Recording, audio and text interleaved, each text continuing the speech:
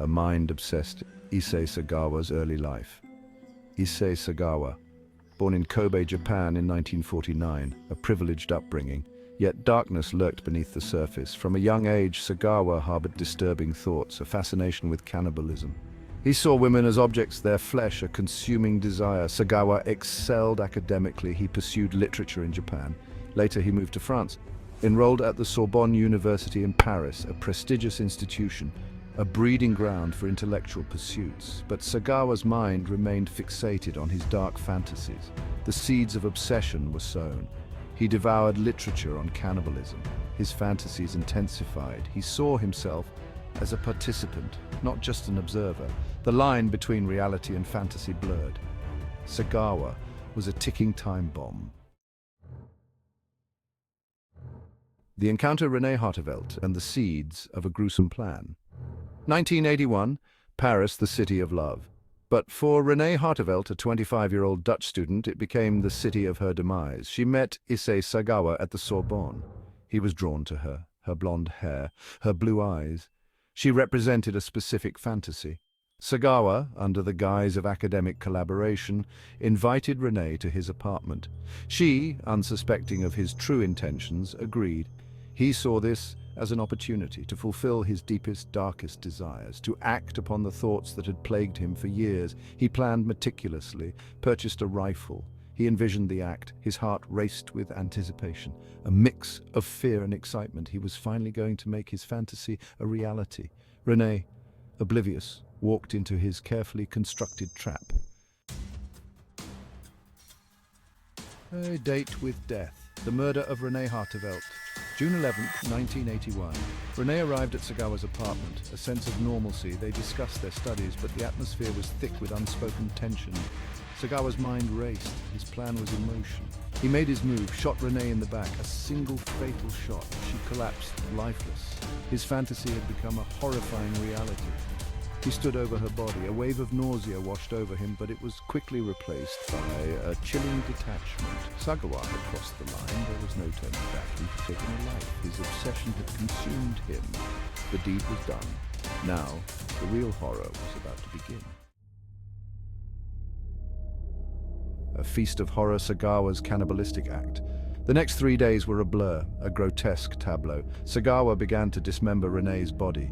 He used his kitchen knives, the tools of a culinary nightmare. He photographed his actions, documenting his descent into madness. He consumed her flesh, raw and cooked. He described the taste, a disturbing mix of fascination and revulsion. He kept parts of her body in his refrigerator, a gruesome collection. His apartment became a charnel house. The smell of decay filled the air. Sagawa, lost in his delusion, continued his gruesome feast.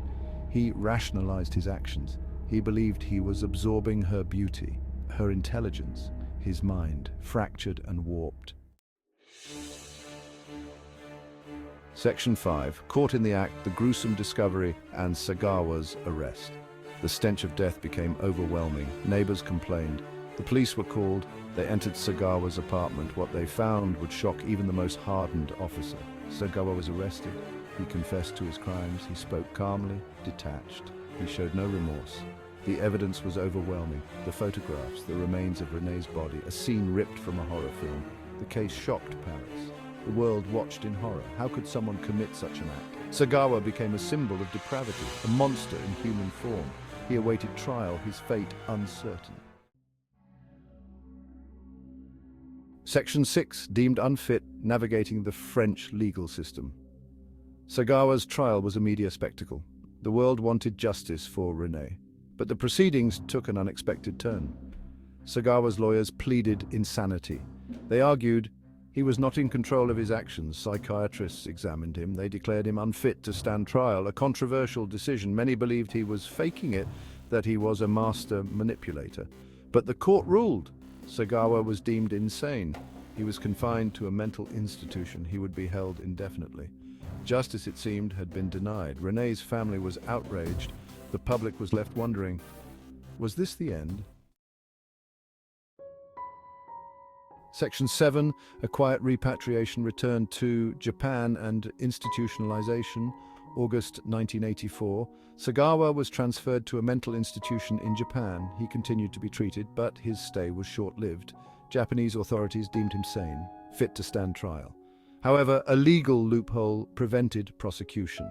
The French government refused to hand over crucial evidence. Without it, the Japanese authorities were powerless. Sagawa was a free man. The decision sparked outrage. How could a man who committed such a heinous crime walk free? The answer lay in the complexities of international law, and perhaps a chilling indifference to the victim. Section 8, The Monster's Release, Freedom and the Media Frenzy. Upon his release, Sagawa became a macabre celebrity. He gave interviews, he appeared on talk shows, he wrote books, he reveled in the attention, he profited from his crimes. The media fueled his notoriety. They couldn't get enough of the Kirby Cannibal. They published his writings, they aired his interviews, they turned a blind eye to the victim. Sagawa's freedom was a slap in the face to Renée's memory. It highlighted a disturbing truth. Society's fascination with true crime often overshadows the victims, the pursuit of sensation over justice. Section 9. A society's obsession, our fascination with true crime and its perpetrators. The case of Issei Sagawa continues to haunt us. It raises uncomfortable questions about our fascination with the macabre. Why are we drawn to stories of true crime? What does it say about us? Sagawa's story is not unique. Countless books, documentaries, and podcasts are dedicated to exploring the minds of killers. We consume these stories with a mix of horror and fascination. We seek to understand the darkness, but in our pursuit of the sensational, we must remember the victims. We must not let their stories be forgotten. We must demand justice, and we must ask ourselves, are we part of the problem or part of the solution?